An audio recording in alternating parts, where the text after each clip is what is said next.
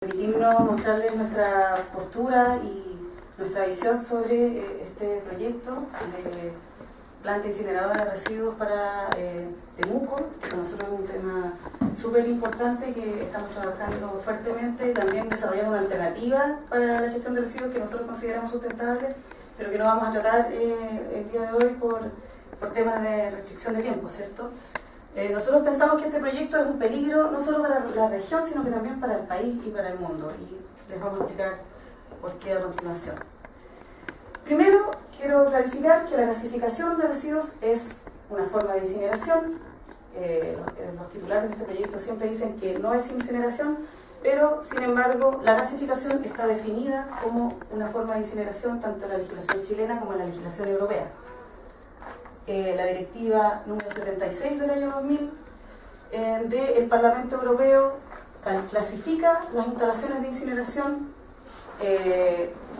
Una de las formas de incineración es la gasificación, tal como dice ahí. Una instalación de incineración es cualquier unidad técnica o equipo fijo móvil dedicado al tratamiento térmico de los residuos, como es el caso de este proyecto, con o sin recuperación del calor, incluida la incineración por oxidación de residuos, así como la pirólisis, la gasificación u otro proceso de tratamiento térmico, en la medida en que las sustancias resultantes del tratamiento se incineran a continuación, que es el caso de esta planta, que transformaría los residuos a gas y después ese gas se incinera. Entonces, corresponde a incineración. Y en la legislación chilena, el decreto 29 del año 2013, que establece las normas para emisión de la incineración y coincineración, en su artículo 2, letra H, dice que un incinerador o una instalación de incineración es toda construcción donde se realiza un tratamiento de destrucción térmica. De nuevo, ese es el concepto central, la destrucción térmica de sustancias o materiales distintos a los combustibles tradicionales, incluye la incineración de gases generados en procesos de pirólisis o gasificación.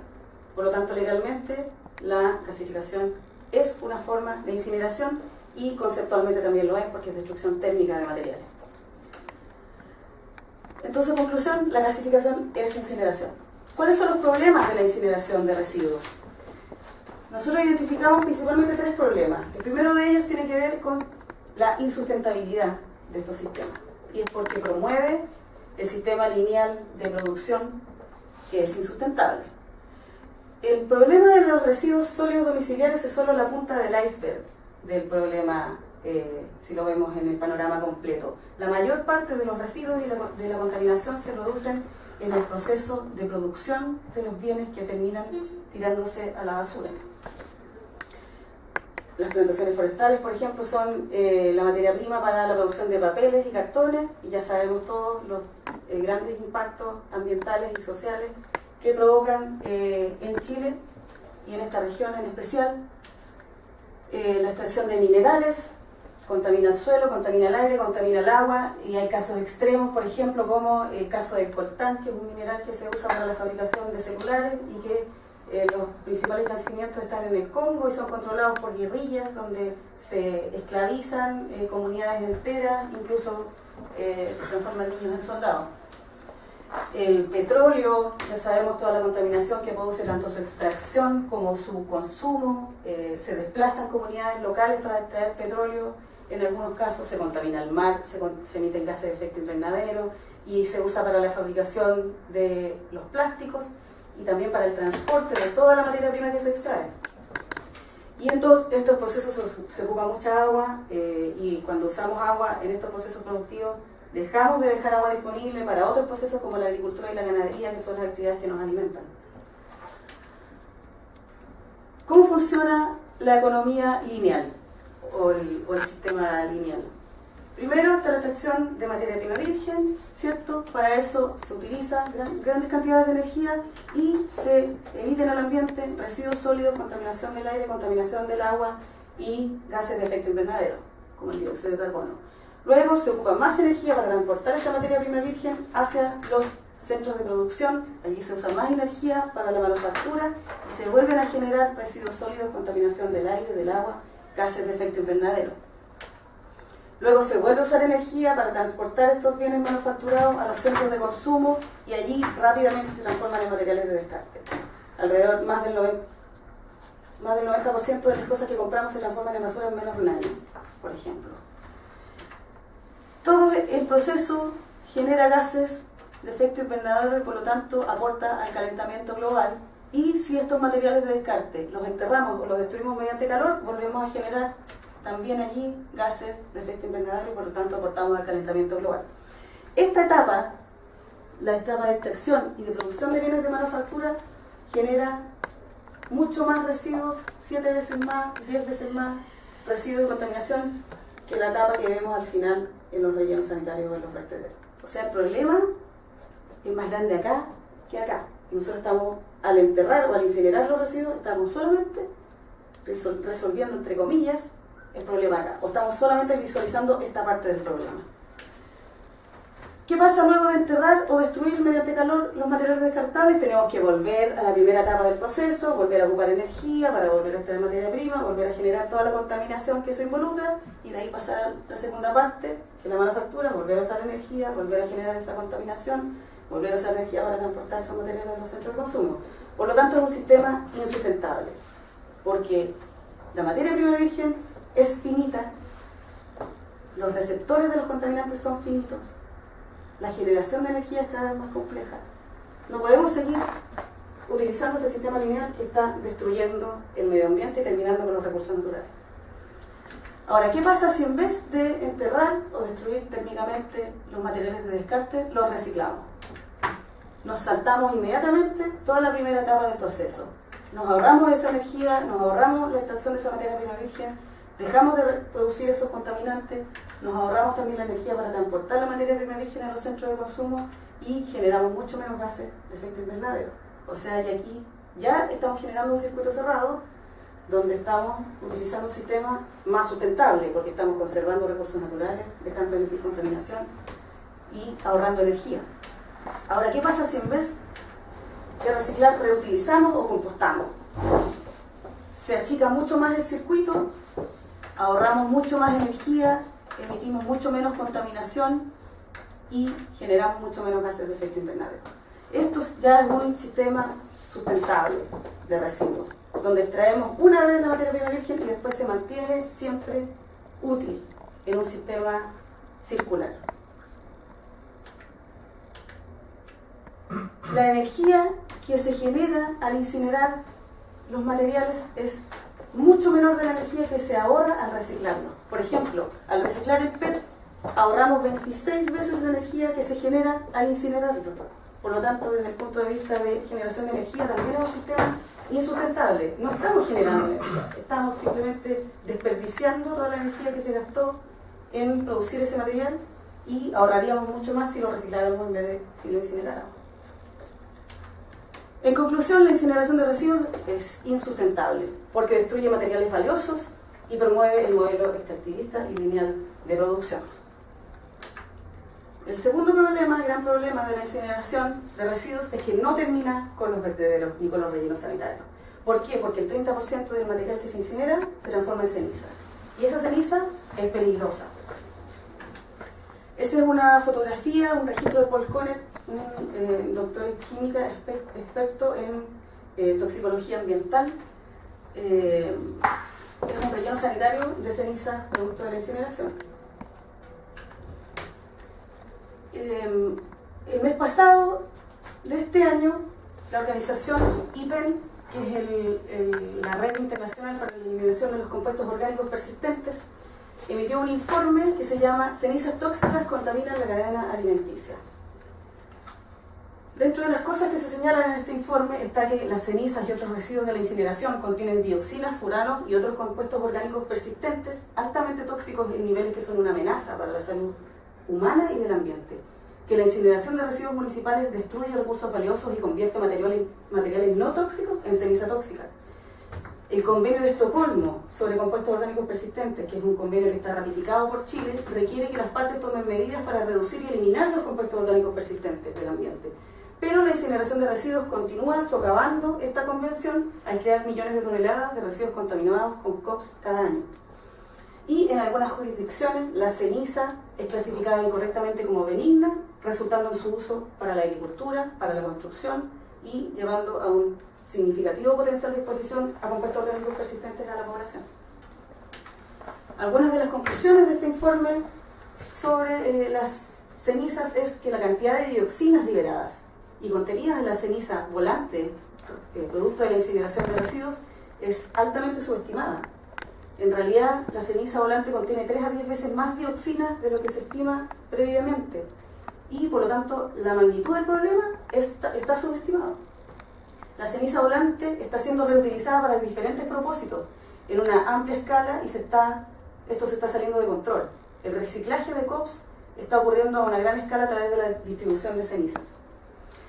Y entre los usos más críticos y difíciles de controlar están como aditivo, el uso como aditivo para crianza de aves, y ahí ya hubo un escándalo que se llama el escándalo de Taiwán, que está citado en este informe en el capítulo 10, donde la ceniza se usó como fertilizante, como mejorador de suelo, para usos de la agricultura, y el uso para caminos y como pavimento de veredas, en áreas donde se produce comida localmente. Y ahí también hay un caso, el caso de Newcastle. No sé si ustedes, el titular del proyecto les dijo qué iban a hacer con las cenizas, porque nosotros no hemos escuchado nada de eso. No, de hecho, si mal no recuerdo, se mencionó, ellos hablan de un 10% de residuo. Hablan de eso es lo que ellos mencionan. Lo que por lo menos escuchamos nosotros en su presentación es que había un 10%, si no me equivoco, de excedente post todo el proceso. ¿Y nos dijeron qué va a hacer con eso? No. Entiendo que eso sí creo que puede haber sido que plantearon que iba a un relleno, vertedero, no sé qué era lo que... Algo así, sí. Bueno, ese porcentaje es mayor, es alrededor del 30% lo que se transforma en ceniza. Y claro, se necesita igual un relleno sanitario, ojalá de seguridad, para disponer de esas cenizas. Por lo tanto, no desaparecen los rellenos sanitarios ni los vertederos con la incineración. Y el tercer gran problema de la incineración de residuos son las emisiones a la atmósfera de contaminantes altamente tóxicos, como son las dioxinas, los furanos, los metales pesados, y que además salen en forma de nanopartículas. Las principales emisiones al aire de las plantas incineradoras son dióxido de carbono, agua, pero también gases ácidos que ya son contaminantes de por sí, metales como el plomo, el cadmio, el mercurio, el arsénico, el cromo, y nuevos compuestos que se forman producto de la combustión de todos estos materiales mezclados, que son las dioxinas, los furanos, los PCBs, entre otros. Ahora, el panorama es aún más preocupante porque todos estos contaminantes salen en forma de nanopartículas, que son partículas muy pequeñas y muy difíciles de filtrar.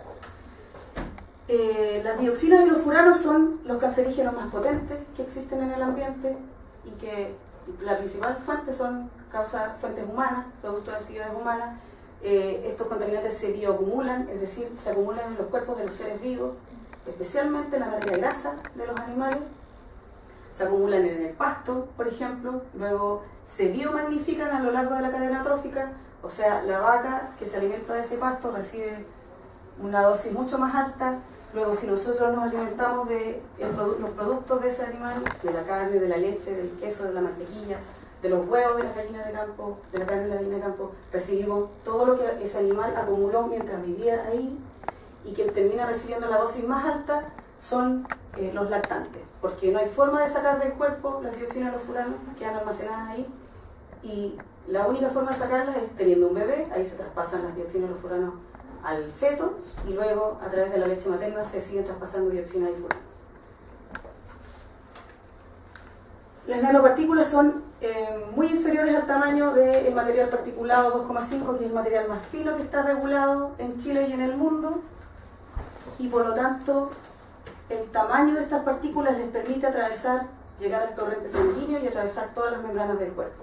Eso es lo que produce lo que se está llamando nanopatologías, que en verdad son distintas enfermedades que se pueden localizar en cualquier parte del cuerpo y que muchas veces cuando se diagnostican no se relacionan a la exposición a nanopartículas, porque no necesariamente es un cáncer respiratorio, sino que puede dar, como las nanopartículas pueden atravesar cualquier membrana del cuerpo, puede dar cáncer en cualquier parte del cuerpo.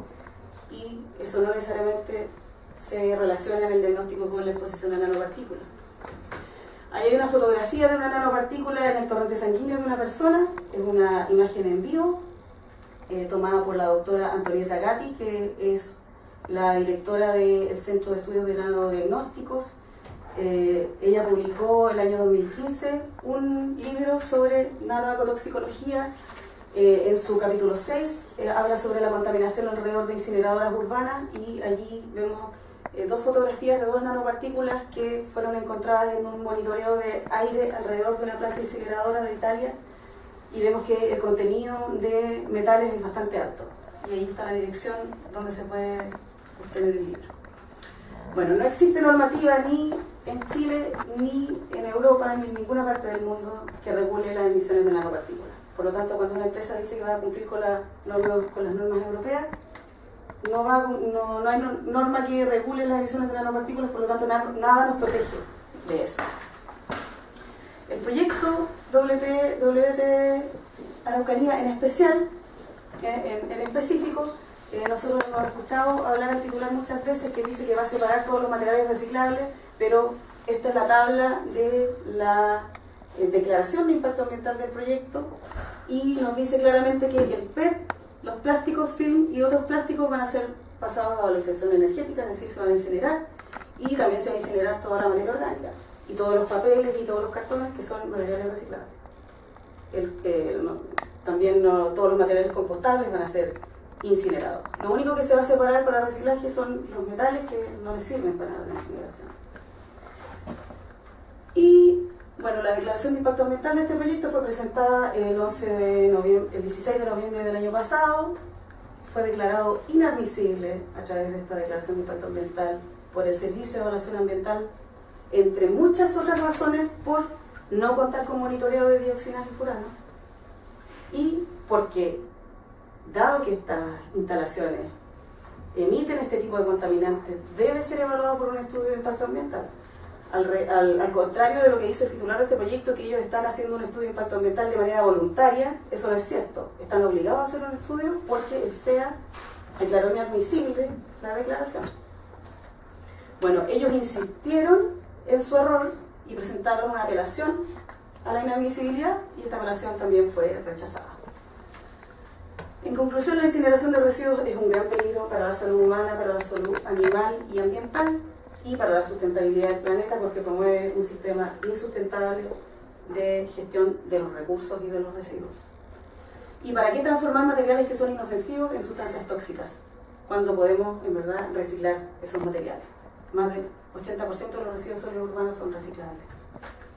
Eso es todo lo que les queríamos contar. Muchas gracias. Sí, uno de los problemas graves de esta situación cuando viene la empresa, incluso ustedes, que son temas tan nuevos para algunos, para mí por lo menos, no es tan fácil tener una opinión, o sea, así que me parece tremendamente respetable y estoy muy agradecida que nos den esta visión para poder entender. Entiendo que ustedes lo tienen estudiado y que además está respaldado por investigación y parece que hay movimiento a nivel internacional, digamos, para esta situación. Así es que yo en este momento no se me ocurre una pregunta útil, sí, estoy procesando todo lo que aquí se ha manifestado y efectivamente hubo algunas respuestas que tampoco nosotros preguntamos a la empresa, o sea, también quedamos al debe en poder preguntar así cosas como más de fondo porque también aparece, por ejemplo, lo último que tú dices no estaba, de lo último que me parece delicado, digamos, que el proyecto ya fue objetado, o sea, inadmisible, eso no estuvo aquí. Y va a ser presentado nuevamente y eso es un antecedente importante porque ahí podemos preguntar un poco, por ejemplo, de las dioxinas o de las nanopartículas y por último pedir explicación qué significa eso para la salud. Y claro, aparece una pregunta que me parece mucho más de fondo también, o sea, la verdad es que nosotros cuando estamos haciendo educación ambiental en distintos programas estamos propiciando la separación en origen, estamos propiciando la disminución del consumo para poder vivir de una manera más sustentable. Y esto, el proyecto en sí eso no lo toma, o sea, el proyecto viene técnicamente entre comillas, presentar una solución, como tú dijiste, del volumen basura y nada más, no hay cuestionamiento. Y yo creo que... A mí lo que me llamó la atención cuando presentaron el proyecto es justamente lo que hemos conversado tanto de hacer proyectos de compostaje en la comuna, compostaje domiciliario, yo que vivo separando residuos y llevando al reciclaje, y eso me llamó la atención en la presentación de la semana, o sea, de la reunión anterior, en que obviamente se necesitaba basura. Porque para que esa planta funcione se necesita basura. Y eso nos llamó mucho la atención. Sí, y la idea es, yo no pregunté porque en realidad me pasó lo mismo que a Genia, que no tenía todo el paquete armado. Ahora, se sigue haciendo campañas por reciclar, por separar, hay campañas grandes. Por ejemplo, yo estoy comprando los famosos vasos de Green Glass que reciclan las botellas y hacen vasos, y ya no compro más vasos fabricados, sino que compro esos reciclados. Entonces, ¿dónde queda todo eso? Porque toda esa materia prima que ahora tenemos y que desechamos tan mal en las casas va a ir a parar a un incinerador. Porque en el fondo es luchar contra una campaña publicitaria fuerte, donde nos están tocando el tema de generar empleo, generar energía, porque necesitamos energía, es una lucha que va un poco más allá de los intereses particulares que pueden tener estos empresarios. Esto hay que mirarlo en un sentido común, del sentido que queremos como región, que queremos para esta región. Y ahí es donde viene, digamos, un esfuerzo grande que nosotros como organización tenemos que hacer, que pensamos en el conjunto. Esto no es que se vaya a colocar ahí a Lautaro, y que la gente de Lautaro vaya a tener que levantar la voz para decir, oiga, nos van a contaminar o nos van a hacer esto y esto. Esto es un asunto más grande. Hemos visto ya publicaciones en Santiago, en el Mercurio, promoviendo el sistema. Entonces esto para nosotros atenta contra la política pública. Estamos aprobando la ley REP del reciclaje. Tenemos campaña de parte del gobierno de reciclar, de poder hacer todo esta conciencia medioambiental, y para nosotros esto es línea contraria. Entonces, esa mirada a la que nosotros queremos llegar a ustedes, en mirar esto de la globalidad. Estamos en la región más pobre del país, esto creemos que sigue empobreciéndonos, seguimos en esta idea, ¿cierto?, de tratar de traer tecnología extranjera. Esta empresa se basó en la empresa incineradora que está en Rivas, Base Madrid, ¿no? Sí. Que la pusieron como ejemplo. Sí. Buscando en internet, ustedes van a ver que hay 36 casos de gente que dan que alegan que el cáncer que tiene, que aumentó considerablemente en el entorno, es producto de la planta. Y hay un caso de una señora que ya ganó, que se usa la conexión entre esa enfermedad que tiene cáncer de planta. Bueno, yo tenía una pregunta que tenía que ver con algo que tú mencionaste, entendiendo que la empresa que está promoviendo esto visitó y tiene una estadística así como importante de número de plantas de este tipo en Europa y en distintas partes del mundo que están enclavadas en barrios residenciales, muestran imágenes súper llamativas de esta industria metida ahí con casitas al lado, qué sé yo, y como que todo el mundo vive feliz y armonioso. Entonces, esa era un poco también la pregunta, ¿qué datos duros existen hoy día sobre efectivamente, empíricamente comprobado que estas plantas están dañando a la población en torno a ella? Porque nosotros nos quedamos, o sea, por lo menos lo que se cuenta cuando se muestra es una cosa absolutamente inocua, que convive en la comunidad, con así los barrios, con los niños alrededor y todos felices, digamos, ¿ya? Entonces tú me comentas que la planta Payola, no sé cuál, ya tiene 32 casos. 36 casos de gente que la denuncia de socios. De gente viva con cáncer, Claro. porque ya hay gente que se ha muerto de cáncer en la zona. Y ya está judicializado ese tema allá. Y una señora, de hecho, ya ganó en la Corte Suprema su juicio contra la incineradora. Y hay varios casos en el mundo de plantas. Hay una planta, no recuerdo en qué país, pero un país como nórdico, donde se tuvo que relocalizar toda una comunidad, que era una comunidad que vivía de la producción de carne y de leche, y tuvieron que relocalizarse todos por la contaminación con dioxina. Porque sí, hay incineradoras que están en medio de las ciudades, pero la dosis más alta se recibe por la alimentación. Okay. Entonces, cuando estas plantas están en lugares donde se produce animales, se produce alimentos, ya sea agricultura, ganadería, la dosis más grande, o sea, esos animales lo acumulan ahí durante toda su vida.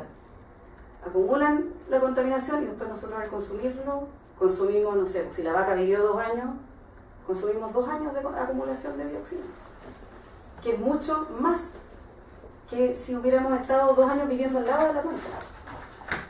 Mucho más concentrada la contaminación. Lo otro es que las nanopatologías están siendo estudiadas solo recientemente.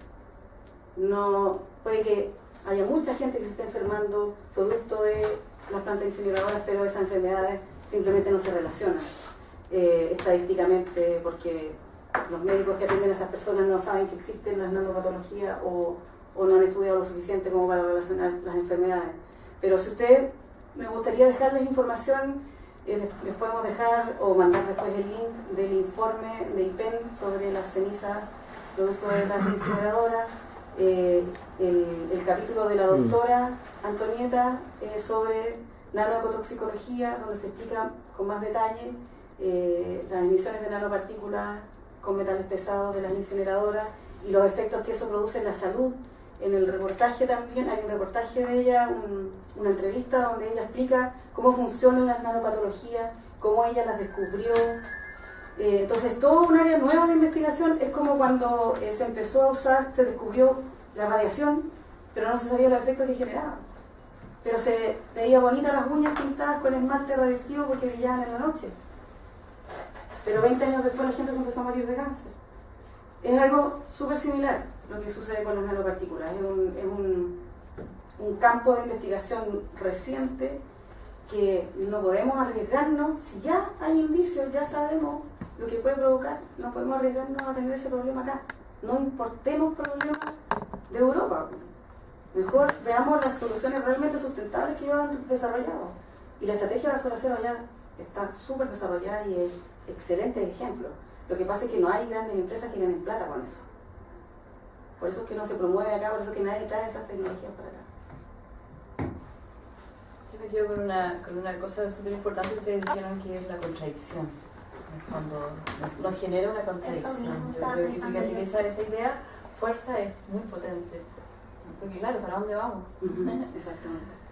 Sí, es cierto que el mensaje de ellos es bastante claro, referido a que la planta para generar energía necesita basura. Sí. Necesita toda la... Es más, se planteó que Temuco no era suficiente. O sea, había que sumar más localidades de la región para alimentar esta generadora de energía. Entonces, pareciera hacer algo que efectivamente apunta a ese tema lineal que vamos a querer comprar comida local, huevos de campo, queso de campo, contaminado con dioxina. No tiene sentido. Esto también tiene que ver con el avance de la ciencia. Cuando tú me hablas de las nanotoxinas, me hace mucho sentido. Hasta hace 2 años atrás acá no se hablaba de MP2,5. Y sin embargo ahora lo pusimos sobre la mesa con un esfuerzo enorme. Probablemente nuestra legislación ambiental no es lo que todos quisiéramos, pero este proyecto de WTE lo vamos a tener que evaluar en ese contexto. Y en ese contexto hay vacíos legales, sin duda. Pero yo siempre soy optimista moderado, ¿no? Es mi posición. Y en esa situación, bueno, ha sido una señal el hecho de que... Pensamos en una organización que lo normativo no puede superar a lo ético. Que si la normativa se queda corta en algún momento, la ética de las personas que evalúan los proyectos debe superar eso y debe tomar los resguardos para que no se provoquen daños que van a ser permanentes y que van a afectar a las actuales y futuras generaciones.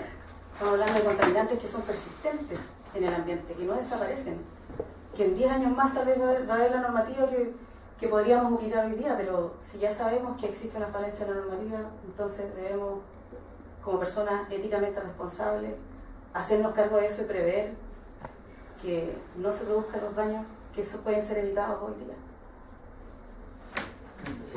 Hay un aspecto que a mí me parece que es súper importante observar, el hecho que ellos hayan presentado esto y haya sido rechazado, con observaciones importantes, digamos. Lamentablemente, no sé si por emisión o porque no sé, pero de lo cual no se habló nada, donde sí también se planteó que esta idea del estudio de impacto ambiental que estaban haciendo y que estaban próximos a terminar para entregarlo, era una especie de acto casi voluntario, porque en definitiva como que había un experto, alguien, un asesor que les dijo que no se necesitaba. Pero más allá de eso, que un dime y direte, lo importante aquí es que va a haber un estudio de impacto y que va a tener que ser evaluado, me imagino. Entonces yo creo que ahí un poco uno espera y confía en que la norma chilena y los evaluadores tengan todo el cuidado y la atención frente a todas las variables que ese estudio informa bien o mal, de manera completa o incompleta, para poder tomar una decisión definitiva, que creo que es lo que preocupa. Sería, me parece irracional que por un vacío legal se admitieran cosas que a todas luces parecieran no estar abordadas o resueltas como problema ambiental, ¿ya?